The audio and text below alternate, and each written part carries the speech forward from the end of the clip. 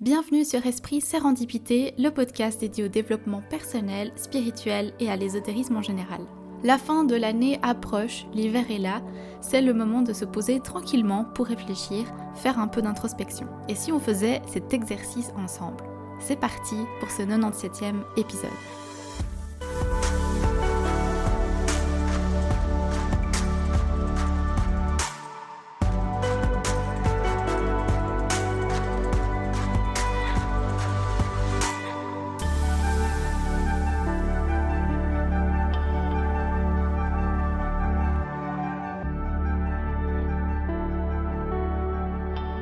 Bienvenue dans ce 97e épisode, j'espère que vous allez tous très bien. Aujourd'hui, je vous retrouve pour le dernier épisode de cette année 2022. Encore une année qui est passée à toute vitesse, j'ai l'impression d'avoir eu très peu de temps pour moi, pour me poser. Je sens que c'est quelque chose qu'il va falloir vraiment que je remette en priorité en 2023, absolument. Davantage de temps pour lire, pour faire du yoga, pour me promener. Je trouve que c'est vraiment quelque chose qui m'a manqué. Je pense qu'il y a moyen de mieux gérer mon agenda. Faut que je travaille sur ce point. Alors pour ce dernier épisode, je me suis dit que ce serait vraiment intéressant de partager avec vous mes réflexions, les points sur lesquels je pense faire mon introspection. Peut-être que ça pourra aussi vous donner des idées, vous orienter sur vos propres réflexions. Personne n'est obligé de faire un point sur sa vie en fin d'année. Je pense que finalement c'est quelque chose que l'on fait assez régulièrement dans notre vie, mais c'est vrai que lorsque les jours se font plus courts, qu'il fait froid dehors, on passe plus de temps à l'intérieur, chez nous, et c'est un temps où les réflexions sur notre vie viennent plus facilement. Donc voilà, j'aimerais partager avec vous ce moment de réflexion. Alors pas tout, parce qu'évidemment il y a toujours des choses trop personnelles qu'il est difficile de partager publiquement, mais une partie en tout cas, en espérant que ça pourra vous guider dans votre propre introspection de fin d'année. Vous le savez peut-être pas, mais chaque année, je fais un tirage de tarot pour les énergies de l'année prochaine. Bien sûr, je garde précieusement ces tirages pour que je puisse y revenir en fin d'année, voire même à chaque mois, et regarder ce qu'il s'est passé, si ça correspondait aux cartes, et surtout pour avoir une réflexion autour du mois en question et pouvoir en tirer des leçons. Du coup, j'ai ressorti mon tirage que j'avais fait pour cette année 2022 et cette fois encore, je suis assez impressionnée parce que les cartes me prédisaient assez bien l'énergie des mois. Et j'ai pu en tirer 3 points d'introspection en particulier dans cet épisode. Si vous voulez partager les vôtres en commentaire ou en m'envoyant directement un message sur Instagram, sentez-vous libre de le faire. C'est avec plaisir que je les lirai et que je vous répondrai et qu'on pourra avoir un petit échange là-dessus. Alors, premier point d'introspection sur lequel j'ai travaillé en 2022 et sur lequel je travaille encore, l'impression de ne pas évoluer ou de stagner en tant que personne. L'année dernière, j'avais décidé de suivre des séances de kinésiologie. Pour ceux qui ne connaissent peut-être pas, la kinésiologie, c'est la science du mouvement. En gros, c'est une technique de rééquilibrage psychocorporel. C'est de dire que le corps enregistre tout, les traumatismes, les mauvaises expériences, la tristesse, et qu'il stocke toutes ces émotions qui peuvent, dans certains cas, nous bloquer physiquement. On peut avoir mal au dos, à la tête, avoir mal au ventre. Le corps, en fait, il verrouille toutes nos émotions, bonnes comme mauvaises. Aller chez un kinésiologue peut nous aider à comprendre certains de nos blocages physiques au travers d'une compréhension de notre mental, en très résumé. Personnellement, j'avais adoré mes séances avec ma kinésiologue. J'ai eu de nombreux déclics en discutant avec elle qui ont continué à arriver même après la fin de mes séances. Cette année 2022, j'ai vraiment pu me rendre compte de tout le travail que j'avais fait à ce sujet, ce qui m'amène à parler justement de ce point que je trouve très important dans une introspection, c'est que pour se rendre compte de notre évolution, il faut se retourner et se rendre compte de tout le chemin qu'on a parcouru. C'est même essentiel lorsqu'on réfléchit au mois ou à l'année écoulée de se retourner et voir tout ce qu'on a parcouru. Parce que si l'on ne voit pas notre propre évolution et qu'on ne fait que de se dénigrer et de se dire qu'on n'a pas avancé, alors on loupe, à mon sens, la totalité de notre introspection. C'est impossible de ne pas évoluer en un an. Oui, il y a des années où vous aurez l'impression d'avoir vécu 1000 choses et d'avoir beaucoup appris et d'autres moins. mais vous avez de toute façon avancé dans votre cheminement, c'est certain. Si vous avez du mal à vous en rendre compte, je vous conseille un exercice très simple, et c'est ce que moi j'utilise et il fonctionne très bien pour moi. Vous allez repenser à une erreur que vous avez faite l'année dernière ou simplement le mois dernier si vous préférez. Je vais prendre un exemple tout bête pour illustrer. Admettons qu'à l'époque, vous aviez accepté une invitation à une fête que vous ne vouliez pas accepter parce que vous sentiez que ça allait mal se passer, parce que vous sentiez que vous n'alliez pas apprécier la compagnie, bref. Sur le moment, vous n'aviez pas encore appris cette leçon. C'est pour ça que vous avez accepté cette invitation malgré tout. Or aujourd'hui, rien qu'en ayant cette réflexion de vous dire « je sais que je n'aurais pas dû accepter l'invitation parce que je le sentais pas », prouve que vous avez évolué. Parce qu'aujourd'hui, vous êtes conscient qu'écouter votre intuition est important. Il y a une grande différence entre être conscient de quelque chose et de ne pas l'être du tout. Être conscient de nos défauts, par exemple, ou être conscient d'un schéma que l'on répète, c'est déjà avoir évolué et avancé. Parce que ne pas en être conscient du tout, c'est stagner.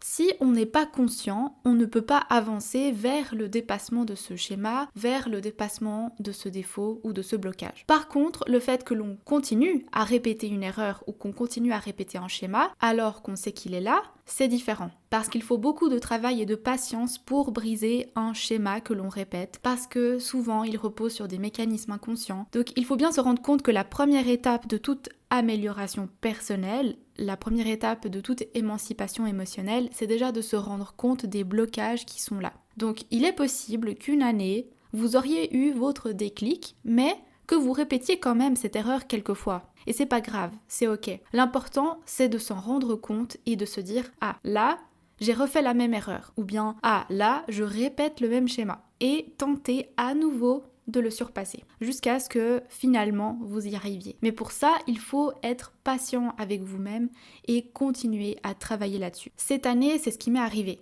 Avec ma kinésiologue, j'ai pu avoir un gros déclic, mais ce n'est que 2 ou 3 mois plus tard que j'ai pris le courage d'agir en fonction de ce déclic. En l'occurrence, c'était pour changer quelque chose dans ma vie qui me rendait malheureuse et qui ne m'épanouissait pas.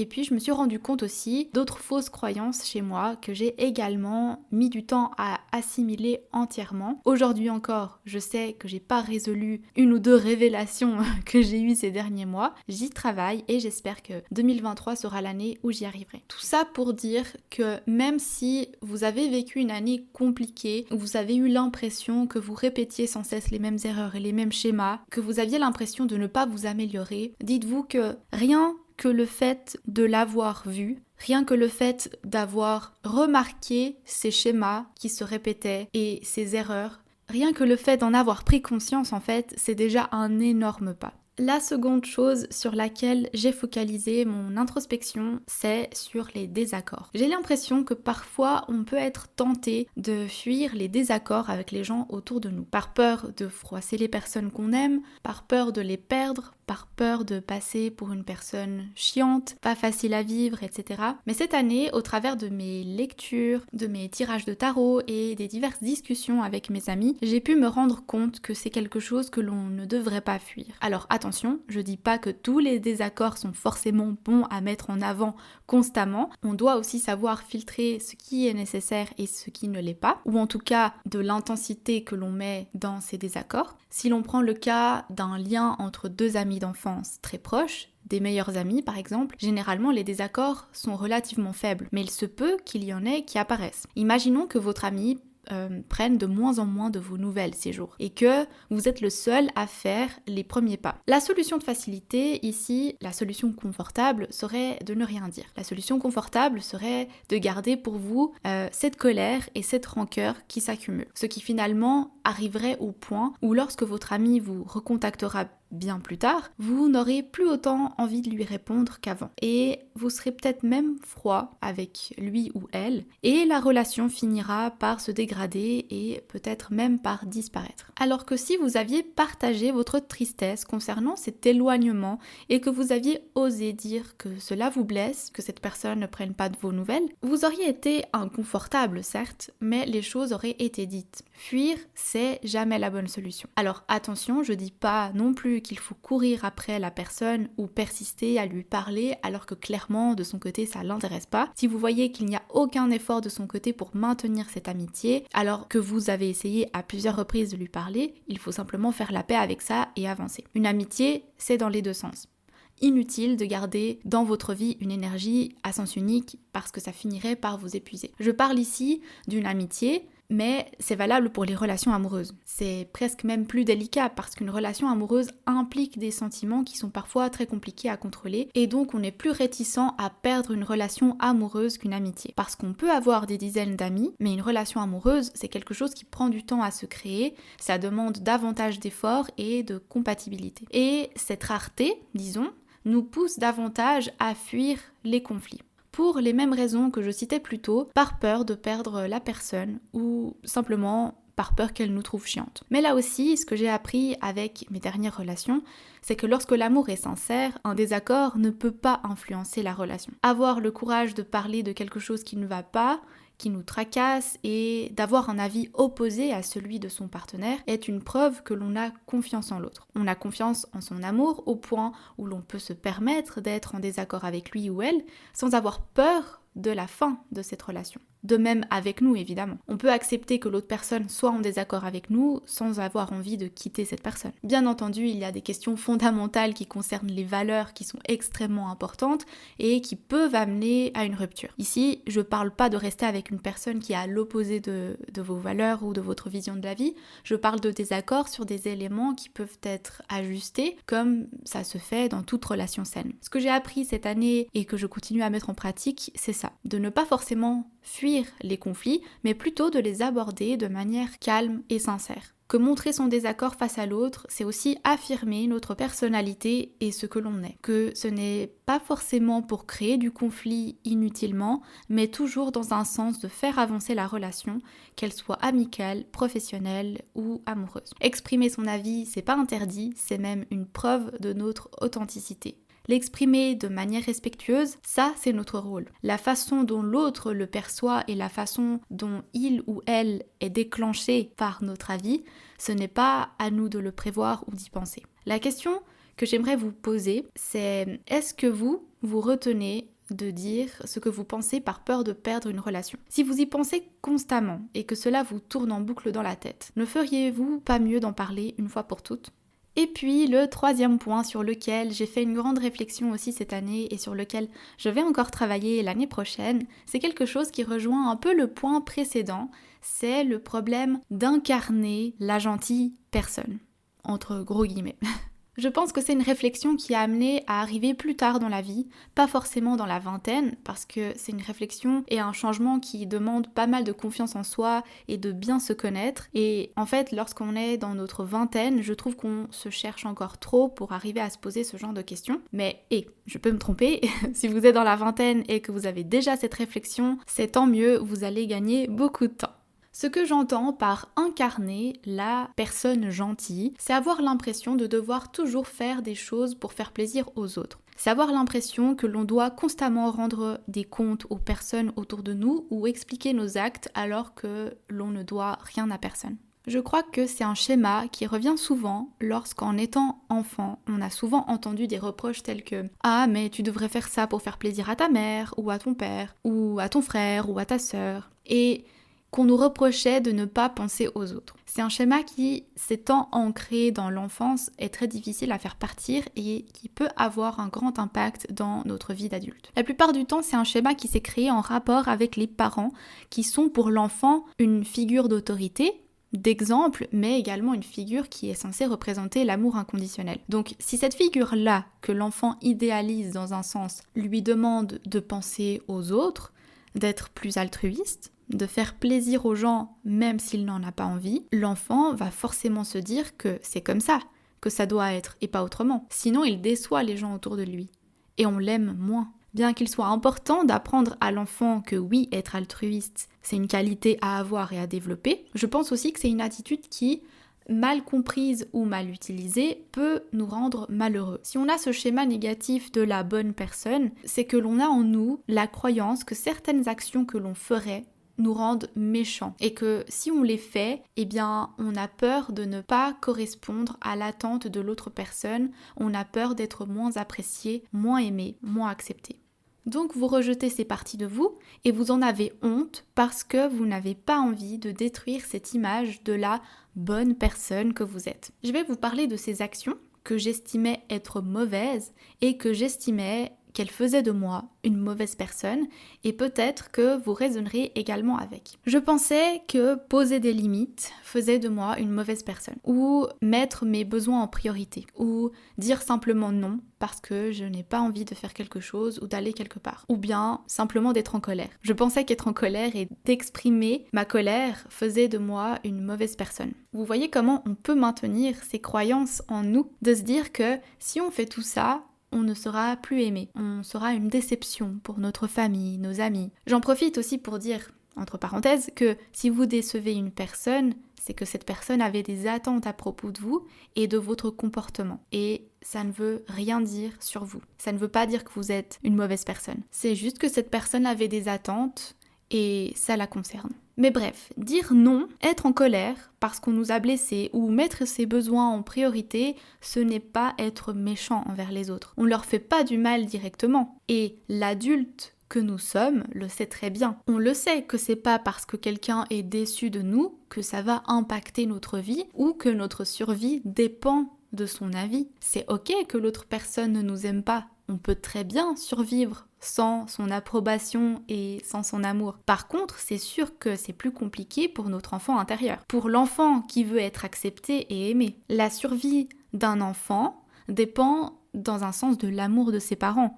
Donc si vous n'étiez pas accepté par vos parents, c'était un peu comme une menace à votre survie. C'est pour ça que les enfants ont tendance à faire plaisir aux autres. Vous comprenez maintenant pourquoi cette habitude d'être toujours la gentille personne vient très certainement de l'enfance. Mais aujourd'hui, en tant qu'adulte, vous n'avez plus besoin d'être approuvé par les autres. Vous n'avez plus besoin d'avoir peur de décevoir quelqu'un. Et en fait, je me suis rendu compte cette année, et en faisant ma propre réflexion à ce sujet, que lorsque j'étais la fille trop gentille, ma confiance en moi et mon amour-propre diminuaient.